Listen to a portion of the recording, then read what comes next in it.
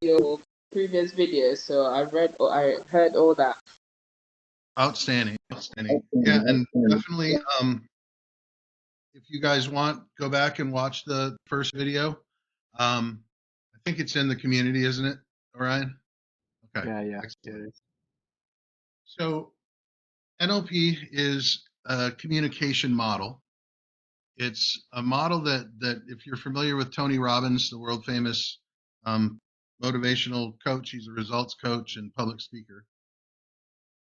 We were trained by the same people, the founders of NLP, and what it does is it's an overall understanding of the human mind and how the mind actually works. So what you'll get out of learning all of this is not just how to better take care of and understand your clients, but it'll actually enhance your own personal lives, and you'll be able to use this to change not only yourselves but also impact your relationships with other people.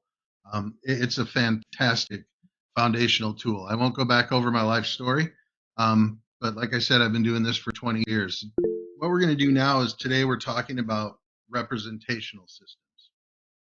And we'll get a little bit into this. We're going to identify what these are, and we're going to talk about submodalities, which are the subset of these representational systems. Now, I know it's all this technical jargon, but it's just basically how we filter and experience our world.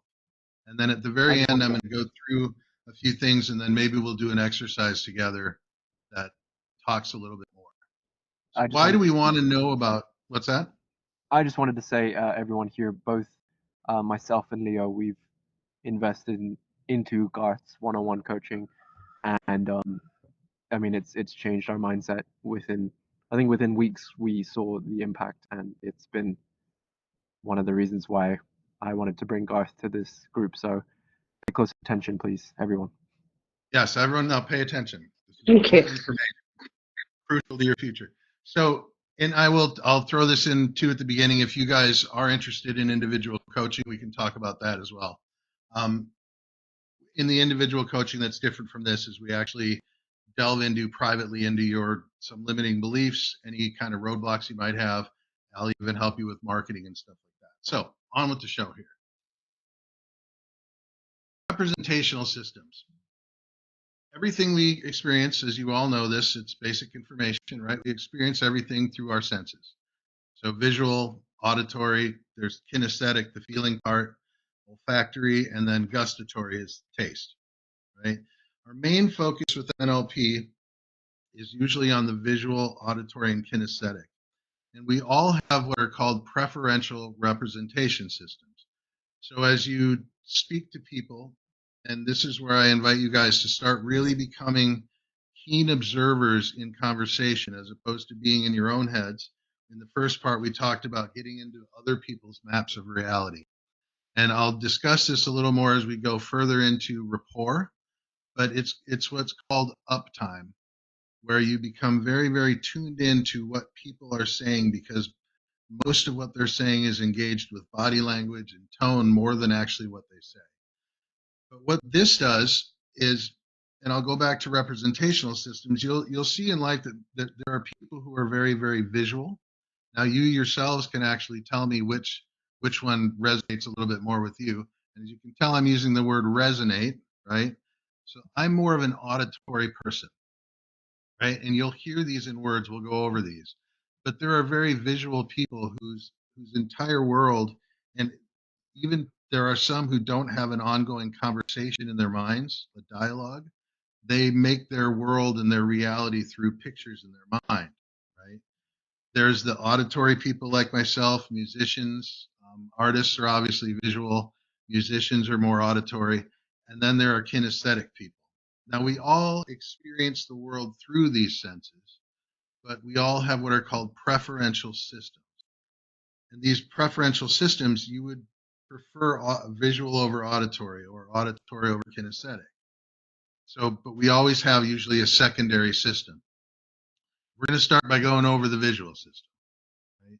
And people express their world, if they're visual people, they'll express their world in more visual terms. So we'll go over some visual predicates. Visual predicates are words or phrases that indicate someone is processing information through their visual representation system.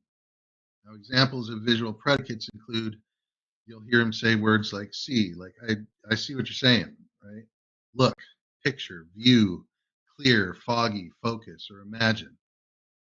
And being aware of these visual predicates in someone's language can help them identify and help you identify when they're accessing visual representations.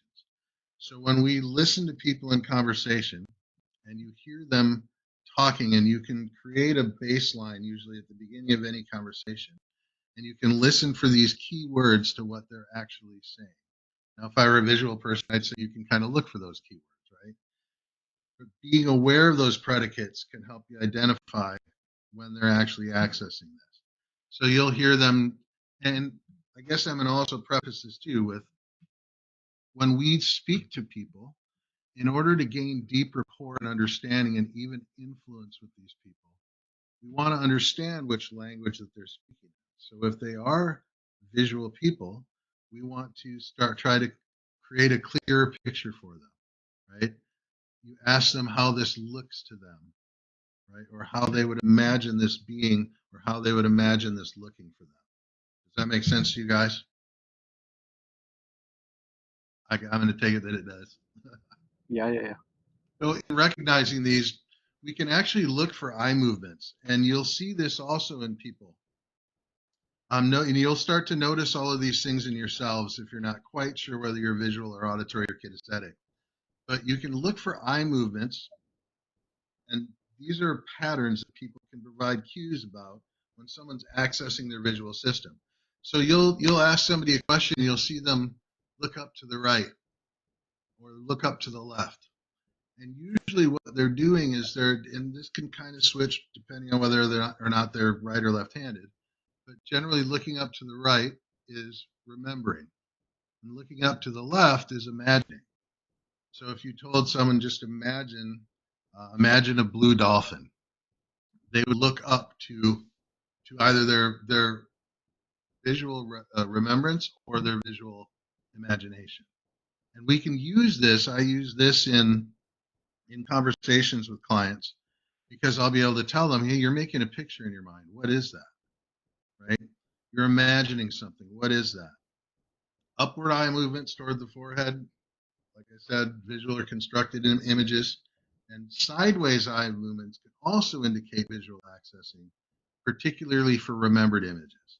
So they're either looking up or they're looking to the side. And noticing these eye movement patterns can again help to identify when visual representations are actually being accessed. So asking visual questions. Now, I went over the importance of, when you're talking to your clients, of being able to actually speak into their map of reality. And I'm going to go back kind of to our first session. The whole goal in NLP and in understanding and actually communication, the best benefit for you guys is to actually get into other people's maps of reality as opposed to imposing our own map of reality. So as an auditory person speaking to someone who's visual, I want to actually speak to them in their language instead of my own. Does that make sense to you guys? Yeah. Like my favorite motivational coach says, am I tracking? But yeah, so we definitely wanted to learn to do that, because it creates deeper rapport, and it makes people actually feel like unconsciously that you understand them more and that you care about them. Okay. So we can ask them, what does it look like when you do this? Or can you picture yourself in this situation? Now, you guys are in the aesthetics business and in medical, and all of these, their looks are very important to them. Obviously, that's why they're coming to you, right? But we want to be able to speak to them in their different specific representational system. And I'm going to I have something put together for you guys at the end that I'll show you how this all comes together. So visual questions encourage a person to engage their visual system and construct mental images. Now, describing visual images, inviting someone to describe a visual experience in memory in detail can help them actually access those visual representations. And prompting them to focus on visual submodalities, which we'll get into, color, brightness, size, and distance can deepen their visual experience. So as they describe visual details, they further access and reinforce those visual representations. I'm going to move to the next slide for you guys. And I'm kind of glossing over this stuff. I think most of us already know this, but I'm bringing this into your awareness. Next is auditory. So we have auditory predicates, words like hear, listen, sound, loud, quiet, melody, tone. These indicate auditory processing. And again, noticing these predicates with people can cue you that someone is accessing their auditory representations. So, eye movements. Generally, when people are listening auditorily, now you can see in this picture here, right? Has her head tilted slightly. When I'm in sessions with you guys, if we do coaching and I'm listening, you'll kind of hear me, you'll see me, you'll see me kind of tilt my head. It's because I'm actually listening and paying close attention. Eye movements will also be off, usually to the side, right or left, which is again, imagining or remembering. So these are the cues you can also look for in conversation with your clients, right? And you'll notice that they might be an auditory person, so you want to start to speak to them in that paradigm. So, auditory questions. How does that sound to you? Does this ring a bell? So you'll notice when things click into place. And these types of questions guide someone to engage their auditory representations. And then prompting focus on auditory submodalities deepens the auditory experience. We're going to go into now. Do you guys have any questions? What does that last sentence mean? So when we prompt focus on auditory submodalities, it's basically saying the same as the visual, right? Is that we want to speak to them into their auditory submodality, which means, and we'll go into submodalities here in a minute, but you want to talk to them about things ringing a bell or clicking into place. Right?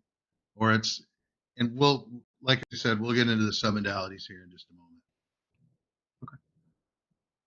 Now for the kinesthetic, and these are for the feeling people.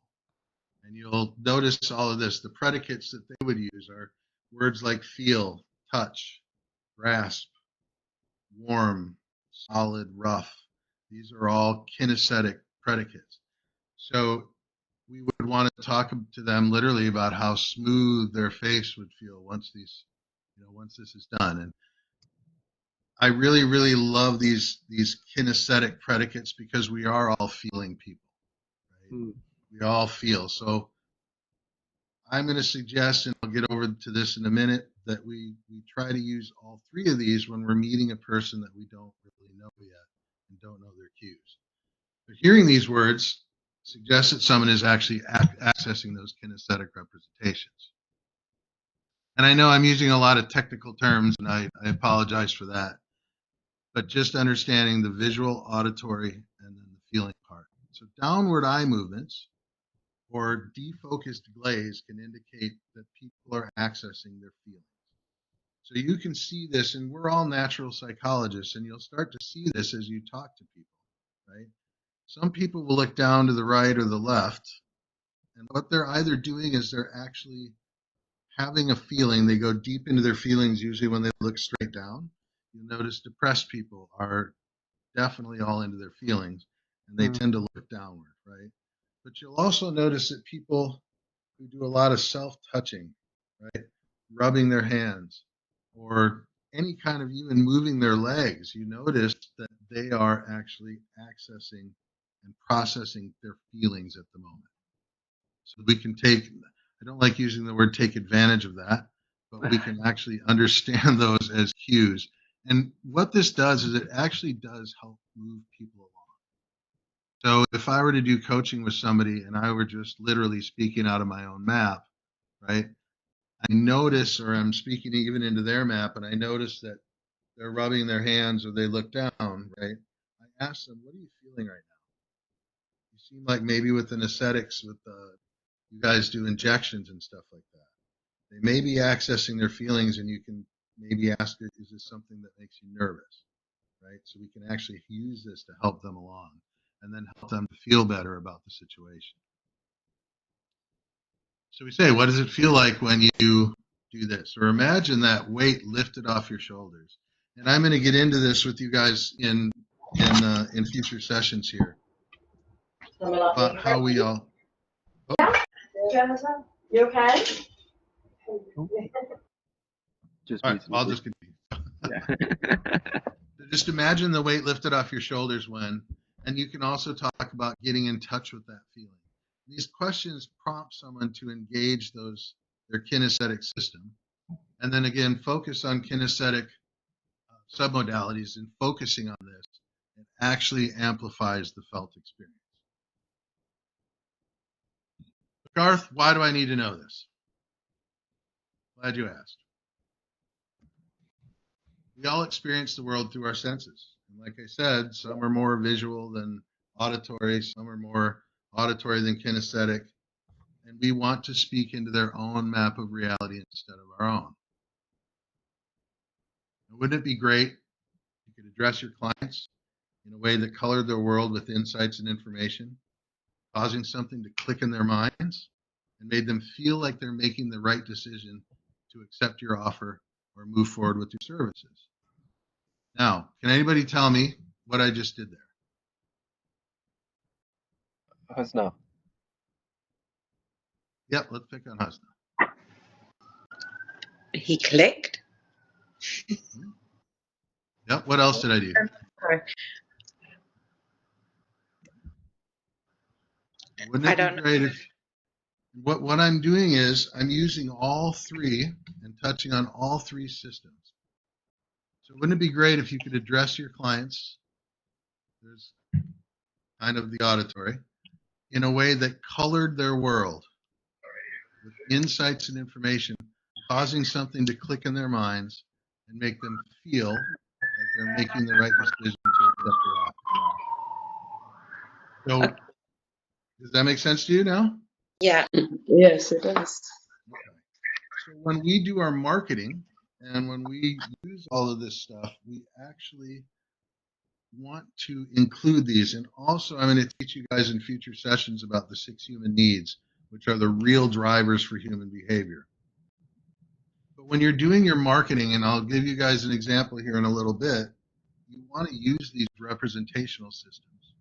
And then also the submodalities to be able to speak to your clients, because no matter what, there's going to be something in that that's actually going to resonate with them, that's going to make sense to them, right? That they're going to see value in because you're actually using those three. Now, when I do public speaking in front of an entire group, or we use group trainings, I'm actually trained to speak in all of these submodalities because I have to get through to my audience. So people will sometimes hear me use 3 examples to make a point.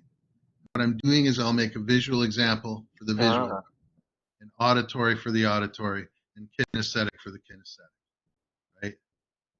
So I think Orion's kind of recognizing a little bit of that. Yeah. Yeah.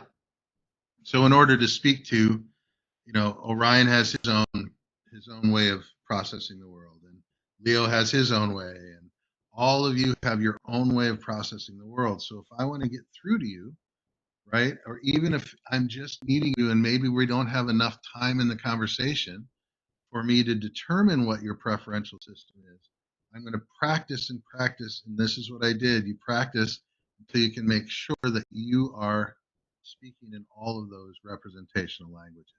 And this is going to impact if you guys, I don't know if any of you have kids, or it'll help you with your relationships, with your relatives, with your friends. This impacts everything, and that's the beauty of NLP as a model. I just wanted to add, like, with that, when we understood the 6 human needs, me and Zabs, we had a session together, and we were like, what do you need? Okay, what do I need? And then Garth was like, okay, you need to meet each other's needs. I'm like, oh, okay. And yeah, I think our relationship has been the strongest it's been. Excellent. And then you can say that honestly, I don't want to put words in your mouth. How has knowing this stuff impacted your your business, your marketing efforts, and your relationships with your clients, with everybody else. I know how to speak to people now. Well, You you know? should have heard him before. Hey. Yeah, definitely. I know how to speak to people. I can understand, pick up on cues, better than I used to be. I'm still working on it though. So yeah. Yeah, this is something that you will apply for the rest of your life. And I wish I were younger and I would have learned this. Well, I did learn it when I was younger, but I wish I would have known it to this extent, because it would have changed a lot of things. So Yeah. and this is why I get so excited to teach younger people all of this stuff, because you guys have, you've got years and years to apply. So with submodalities, what are they? Submodalities are the finer distinctions or qualities within each representational system. And this is what adds richness, depth, and subjective meaning to our experience. So these actually shape and code how we store these experiences in our minds. So some examples, like visual is brightness, color, distance, location, borders, movement. Auditory involves the volume, the pitch, the tempo, the rhythm, the tonality, the timbre, the location. And did you guys know that you can close your eyes, and if you were to think about something visual, like any event in your life, we all make pictures, we have words, and we have accompanying feelings that go with them. And sometimes as an NLP practitioner, we do what's called a cross mapping. So some people will actually see events that bother them in their minds, and that picture will be way up close. And one example that evokes a feeling is roller coasters. You guys have all probably been on a roller coaster, right? Well, you've also seen videos of roller coasters, and you'll notice that when you watch it from a distance, right, just a roller coaster, the whole thing, and you see the car on it and it's going up and down, you don't really get a very much feeling from that. But then you watch a video or you sit in the front seat of a roller coaster, and it's a rather different experience, isn't it? You start to experience that because you're actually associated inside of that. But when people make pictures in their mind, and you don't need to do this because you're not going to ask anybody to tell them about your picture in their mind and have them far, near. But we all experience things in different ways. And one way to overcome a negative feeling, and this is just for you guys if you want to apply it, or if we ever work together and you have a negative experience you want to get rid of, I help you by doing this. I want to find out if that picture is in black and white or color. I want to find out where it's located in space in your mind, if it's close or far away, right? The voices that we talk about and we say, the things we say to ourselves in our heads. Sometimes when we're super angry at ourselves or disappointed in ourselves, we have a certain tone that we speak to ourselves in, right? What I do in therapeutic sessions is I'll have somebody actually take that tone of, why do you always do this? You're always doing this. And if they just change it to, oh my God, why do you always do this? Something silly, they no longer have that feeling because we've changed just the pitch and the quality of what they're actually saying to themselves. So if you guys are hard on yourselves, try that once.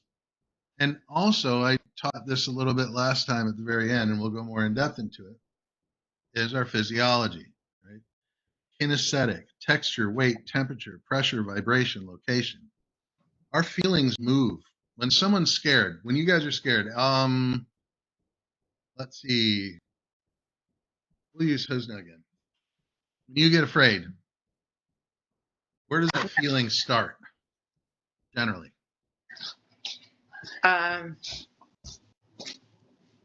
Sick. Yep, sick. So it starts in your stomach, right? Yep. Where does it go next? Hands. Hands. There you go. And where does it travel to? Emotions travel. Yeah, there it goes up. And then does it go forward or backward? Generally, that sick feeling spins out.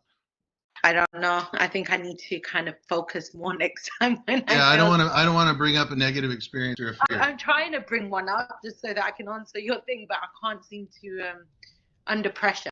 Yeah, it's okay. It's okay. Generally, that feeling will go out. For some people, it does go inward. But we notice that feelings actually move through our bodies. And so, in order to change our feelings, we can change our bodies. Depressed people, we all know depressed people. When they're depressed, where are their shoulders? Down or up? Down, Right? Head where? Up or down? down, Yeah. Eyes where? Up or down? down. Down. Right? Everything goes down. Yeah. So I showed these guys last time the difference between feeling where you're at just right now, if you're fine, right? And depressed, and then confident. Watch my shoulders. Normal, depressed, confident. The distance traveled in my shoulders is about 2 centimeters. So feelings actually move. And when we can, I don't want to say color their world, but when we can actually change those things, even in ourselves, these are our submodalities, and we can spin. So I work with people who have horrible phobias, and when they describe that phobia or that fear that they have, they'll tell me the feeling starts in their stomach and it goes up and it spins out, and I can actually get that feeling spinning for them. They'll tell me that it's spinning, and I'll have them assign it a color. I'm literally evoking a hallucination, but they'll be able to tell me what color it is. And then I can ask them, what's a color that's pleasant to you? Let's say they say blue. I have them spin that feeling backwards and turn that color, that feeling blue, and immediately that feared feeling goes away while they're thinking about the same thing that scared them just minutes before. So this is why submodalities are super, super important. And how does this apply to, well, we'll continue on. So the visual, brightness, color, size, distance, location, auditory, we went through this. Submodalities are distinct qualities or flavors that make up our subjective experiences. Brightness, color, size, right? Kind of repeating the same thing here. And in sales and marketing, using vivid submodalities to increase desire. We can use this to get, again, more into their map. So we describe things in crisp visuals with resonant sounds, with compelling textures, of using our product, have customers vividly imagine positive multisensory experiences. And I'm going to go to this one. And this is going to be our last slide, and we're going to do a quick exercise. So I created a sample ad. Unlock your most radiant self at Lumiere Aesthetic Clinic. Imagine an oasis of blissful calm where soft lighting and harmonious melodies instantly envelop you in tranquil serenity. That's the auditory and visual. Sink into plush warmth as tantalizing aromas awaken your senses. Olfactory and kinesthetic. Luxurious facials breathe rejuvenating life into your complexion. Feel each botanical essence tinkle as it penetrates, visually soothing or smoothing and illuminating your skin. Again, kinesthetic and visual. At Lumiere, we don't just refresh, we revive through total tranquility. Immerse yourself in this sanctuary of multisensory rejuvenation. Rediscover your most vibrant, illuminated self. You like that? You should be Yeah, a no? copywriter. That was yeah. Yeah, well,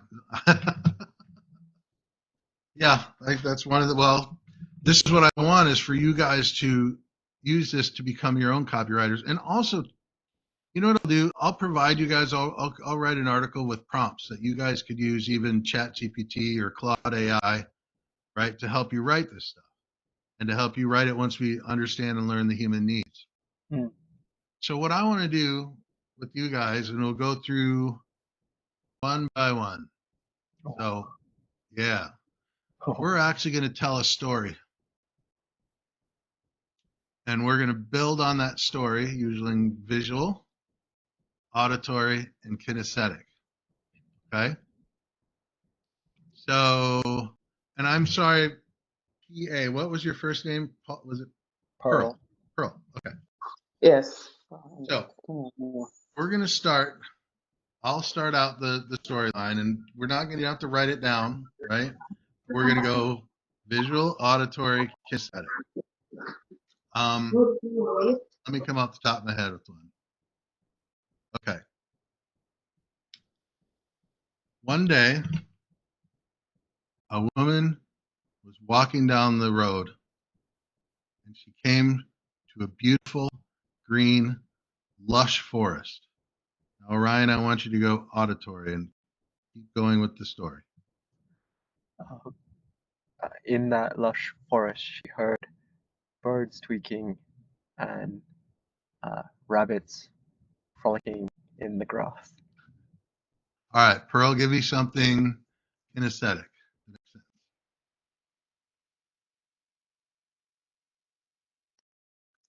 Sorry.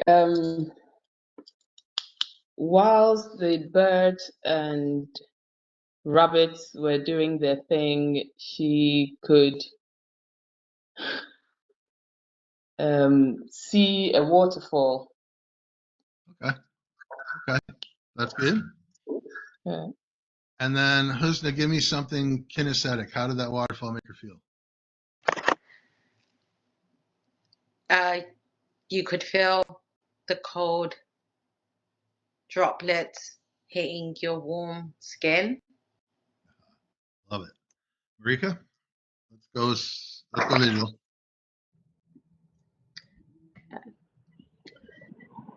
In the water, she saw fishes and sea and river creatures, and they were vibrant colors, and they were just lush. They were beautiful. Excellent. And then Joanna, Where am I going to? let's do auditory. Auditory. And as the walk continued, she heard a loud noise which diverted her attention to the sound of music drifting across the pathway, and she moved instinctively towards that music that was beckoning her. Oh, you're a natural. That's Wow. that's awesome. Wow. Look at that, Joanna. And I'm we're not. walking, actually, I'm I see. walking, I'm actually not sitting down, I'm walking through Pall Mall, trying to get to Green Oh, Park nice. Station. Very cool. All right, Leo. I see you hiding in the corner. Give us something visual. What was that last line again? It was hard to keep track of how good it was. Just Anna? add it. Just add to it. Just add to it. Add to it. I'm just trying to remember. As she heard the music, she looked up at the sun. The yellow light hit her face. She looked, and she realized that she couldn't look much longer because of all the light. Hey, that works, right? Very good, you guys. So, you guys, that was awesome. I'm glad we have this recorded. You guys are great. So, when you really do stop and think about these things, right? You understand how important this is in your marketing to be able to actually engage people's experience, because overall it is, right, in the way it's meeting their needs. And in doing this, we do make people more certain, right? You make them feel special and unique. Yeah. And it's contributing to them as opposed to taking from them. So I don't know, and maybe one of you guys can tell me that are in the aesthetics business. Do people come in that are nervous to get things done, that are apprehensive? That anyone want to talk? Anyone want to tell me? Husna. I think most likely you get people who are needle phobic. So the thought of they want their lips done, for instance, but they're scared of the needle, but they still want it done regardless. So it's just you trying to reassure them and tell them all the things you're going to do to make that pain bearable. There you go. There you go. And if they're really needle phobic, you just send them to me for a session. I'll have them cured in 20 minutes. You know, it's really crazy that people. So when I was studying NLP and learning it, phobias became my thing because I had such a horrible fear of heights that our training itself in California, was on the second floor, and there's just a balcony to the lobby, and I wouldn't go anywhere near the railing. I mean, you know, everybody's standing and looking down and watching the person playing the piano in the lobby of the hotel, and I wouldn't go anywhere near that. And my trainer, she caught on to that really fast, and she actually did the phobia cure demonstration on me, and I became so fascinated with it. The book that they give you in school when you're becoming a psychologist or psychiatrist is like 300 pages and takes years, they say, to cure phobias. This is one of the first things that Tony Robbins did when he got his start.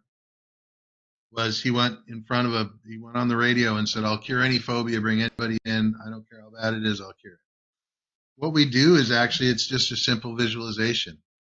And we use that whole thing of dissociation. So generally when you're terrified of something and you're remembering it, you're seeing it as if, you know, you're seeing it obviously in first person when you remember it, but it sometimes has, you know, the snake has big giant eyes or has all, you know. So what we do is we actually just put you in a movie theater. And I have you just imagine that you're in that movie theater, and whatever that movie that you have running through your head, I just have you put it up on the screen and watch it up on the screen. What it does, it's called dissociation. Right? So we can dissociate a person out of their first person, and I have them just watching that movie up on the screen, and I say, and you notice how it doesn't feel as intense, does it? And they'll say, no, it doesn't. And they'll say, and then what I want you to do now is I want you to take your imagination, and I want to take you and put your awareness up in the projector's booth. So you're looking down at yourself, looking up at that movie screen. And where's the feeling now? And they say, well, it's not so bad, you know, it's still there. And then I say, well, you have a point at the beginning where you run this movie, right? You run into a snake, or you're standing on the side of a building, right? And I want you to take that from a moment of safety at the beginning, and I want you to run it through to a moment of safety at the end, and let me know when you're done, and they will. And then I tell them, now, what I'm going to do is I want you to just watch that movie and notice how those feelings aren't as intense, right? And then I'll have them, when I give them instructions, I'll have them go back into their own first person, right? And I want them to run that movie backwards in their mind. And I want them to put a silly soundtrack to it. And they run that movie backwards from the end of the beginning, from the end of the beginning, from the end of the beginning. And what happens in that process, I can't explain it, but their brain literally rewires itself so that now they see it from a different perspective. And I know I'm kind of running off track here telling you guys this, but literally takes 15 to 20 minutes. They'll walk away from that phobia, and I can have them now think about that thing that used to bother them, and I'll teach you about the languaging. That thing that used to bother you, notice how it's just gone now, isn't it? And I literally have them you'll see them trying to get back into that fear that they used to have. The same thing happened to me. I tried becoming afraid of heights again, and it was just gone. Just completely reversed. And so the power of NLP and the power of the languaging and all the stuff that you're going to learn yourself, and if you work with me in private coaching in resolving these things, you'll start to understand. And I think maybe Orion and Leo can attest to it, that those things that used to bother them, or the things that we get stuck on, right? You can think about it now, and it's like, why was I even thinking that? Yeah. Yeah. Person, I You want to explain a little? Like this is what we're talking about today. I felt like I needed to get into medical school to feel like I was good enough. Right. And just speaking to Garth, and after the first few sessions, it's like, why? Like I've already done enough to prove to myself that I am good enough. Medical school doesn't mean I'm like, oh yeah, stamp of approval, great, you've made it. No, that's what society wants you to think. And just to add to that, I'm sorry, Garth. I was going to say, you know, Ryan, you mentioned proving to yourself that you're worth it. Right? I was stuck in the same thing, but from my parents. I was living my parents' lives, and I can think you guys can attest to that as well. At some point, we all did. But I realized then I'm proving it to myself, and I think it even transcended into self-acceptance, really. Mm. Accepting myself for a lot of things that I've done, who I am, my traits, my qualities, everything about me. But that's me, right? So that's, yeah, Garth has definitely helped a lot. Yeah, thank you. And we all get stuck in, this is a part of mindset, is self-image, right? And the big thing with self-image is that sometimes our self-image is formed by an art teacher who saw a bad drawing and said, "Oh, you'll never be good at art." And though we wanted to get into it, we just never drew ever again in our lives because we accepted something that somebody else told us, and it became a part of our self-image. But in changing and overcoming, we will always snap back unless we can change our self-image. And that is the importance of actual coaching as opposed to training. It is that we can change self-image really, really quickly once we identify it and find the supporting beliefs, and then find an alternative to it. So, do you guys have any other questions or anything about the training today? It seemed pretty straightforward and elementary. Yeah, I just don't know how do you articulate yourself so well? And I noticed that with Joanna as well. Just the way you speak words, I hear them more. Well, I guess I'm auditory. I think for me, it comes with age. That's true. We just stop caring about what people think. No, it comes with practice in understanding that, again, communication in words are so impactful to people, right? But it's also the delivery and the tone that you use. Right? And that comes with practice. It comes with stepping outside and saying, okay, and who knows what motivates a person to do this, right? I grew up in the whitest county in the United States of America. And it was a heavily blue collar, very, very racist environment. Literally was told by my parents, you're going to have to work harder and stand out because people are not going to give you the same chances that they give everybody else. And so instead of saying, oh man, this is racist and I'm a victim and I'm going to be a victim my whole life and I better not say anything, right? You know what I said? I said, you know what? They're going to fucking love me. And so we developed, and I had a sister she's almost a twin. We're both adopted from separate families, but she's exactly 42 days older than myself.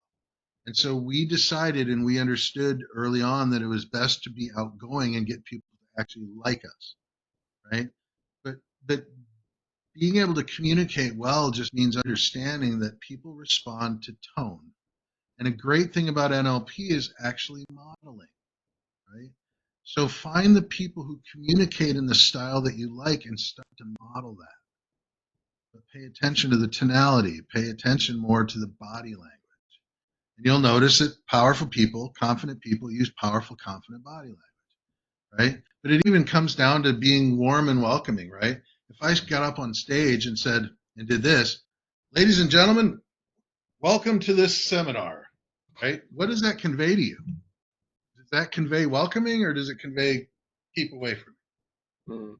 Right? So it all comes down to that, and then just model. I mean, rewatch my videos and you'll talk like me. Talk to Joanna more and you'll start to understand how she communicates. And by the way, you are a very good communicator. That was amazing. Thank you. Thank you. But it comes with practice, and then you develop confidence, and developing confidence then, right? So keep studying this stuff. Keep learning this stuff. And then practice, just imagine an oasis of blissful calm. And understand that if you could put emphasis on every word even, imagine an oasis of blissful calm. Imagine an oasis of blissful calm. Imagine an oasis of blissful calm. Right? We have within the languaging different ways that we can actually present it. And when we start to do that and understand that pace, and it's okay to pause, pausing. I don't like bringing up Adolf Hitler, but he was a master. He was a master. He would stand in front of a crowd and be completely silent. And I've done this before for 20 or 30 seconds without saying a word. and it builds up emotion and anticipation. I'm not saying be like Hitler. I'm just saying that that communication style, there's a huge power in that, right? Uh-oh, been an upset Joanna. There's a huge power in that, in just using silence and in between the words to let it sink in. You both have had that, Orion and Leo, right? In times that I was talking to you and I let whatever I just said sink in. Yeah, exactly. Exactly. Yeah. And you know, it's like I heard that silence was a weapon before, but I never really understood what that meant. Yeah. And then once I actually tried doing that when speaking to someone, it's crazy because I was speaking, I finished my sentence, I remained silent, then they spoke, and I stayed silent after they spoke, and they spoke even more after that because I stayed silent. It Yeah. was interesting. Like I don't know what it is. I just decided to stay silent for another 10 seconds after they wanted to continue speaking, and then they just added like another 3 minutes of conversation. Yeah. Yeah. And in just people don't like silence, right? Especially in a conversation. Yeah. But sometimes it's best to just be silent to let whatever it is people are saying sink in. Yeah, and that's applicable for sales as well. Like, sometimes they just talk themselves into pursuing whatever you're trying to sell them. I don't understand it. Like, the sales that work is the sales calls that we've done that have done pretty well is by having the person speak to us about their problems, and we just sit and we listen and we keep asking them those painful questions Yeah. for them to like if you're at a gym and you're a personal trainer and you're asking the person who wants to lose weight, okay, tell me about how that makes you feel. Okay, where do you want to be in the future? And you just keep digging into their pain point until it finally hits them where it's like, okay, I should really do something about this. Like, oh, Yeah. thankfully the solution's here. And then you only pitch them for 2 minutes. And then you deal with objections, and that's it. I just like, And what's interesting is once you've actually sold them, like you'd think that the person's like, oh, this guy sold me like he was so pushy, right? No, they're not like that. They actually compliment you. They say thank you. Like you brought something in me that I never even knew before, something that I couldn't answer for myself. And they actually thank you, which is I don't know how this works in terms of human psychology. I don't know how, but it's an insane. It's insane.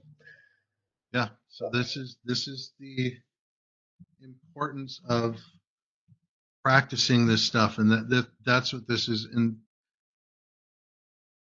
this is why good communicators are good communicators. And honestly, I mean, and I'm not all the time consciously aware of why people tell me that, oh, you're so good at speaking, or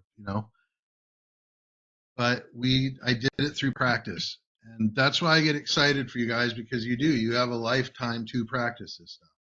It'll only get better, and then you start to be an observer of what works and what's not working, right?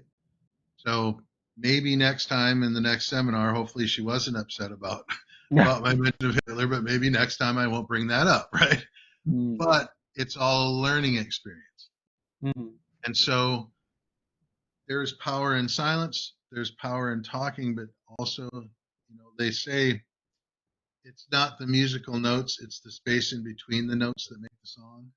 Song great.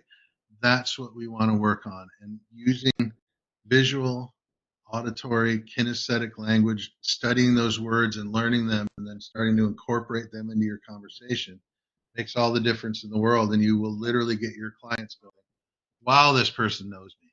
Yeah. I don't know how they know me so well. So any other questions, you guys? No? Very well said. Thank you so much, Gareth. Thank you guys. And Marika, I want to talk to you about your social media. Oh my goodness. Holy cow. Sorry, I didn't mean I'm probably seemed like I was stalking you.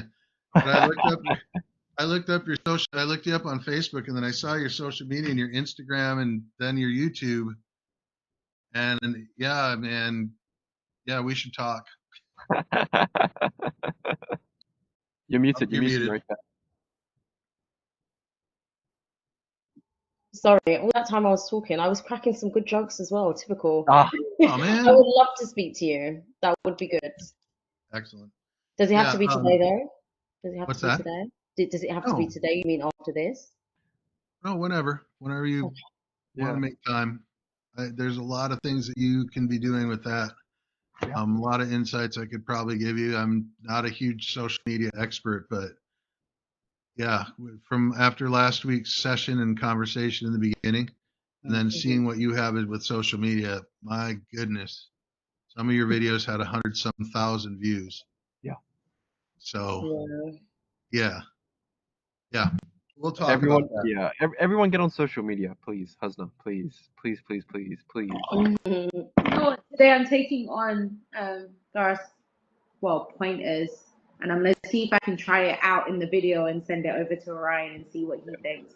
But yeah, I have a problem putting myself out there because I just don't like attention that I can't see.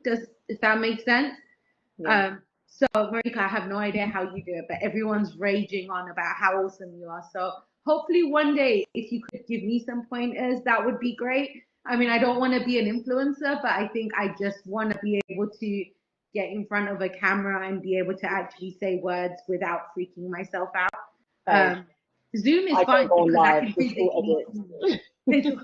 see. Well, hopefully you can give me a bit of those pointers, so that would be great. That's fine. Thank you.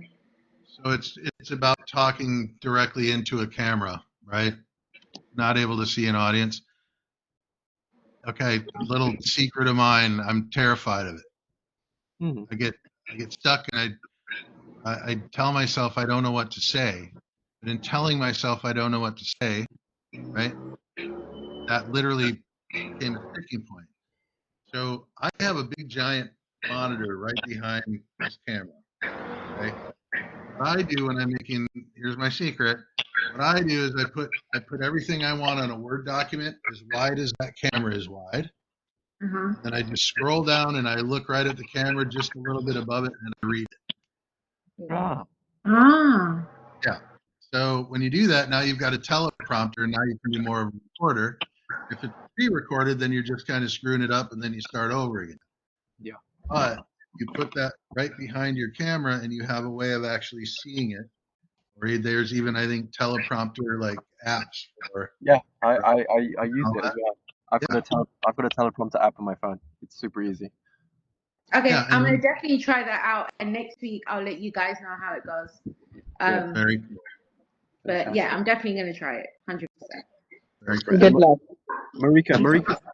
Marika's open to doing a masterclass actually on social media. Yes. Okay, well I'll be up for that 100%. All right, you guys. So next week, I didn't do a preview of coming attractions, but next week I think we're going to start delving into the human needs and a little bit about that stuff. So you guys will really, really get a lot out of that. So I hope to see you guys next week. And All thank right. you all for showing up today. It was amazing. Thank you. I'm Thank you tired so now. much. Thank you, All right, guys. you guys. Thank you. Bye. Cheers. Have a lovely rest of Thank your day. you. Bye. Thank you so much. Bye bye. Bye. See you, Pearl. Bye, Marika.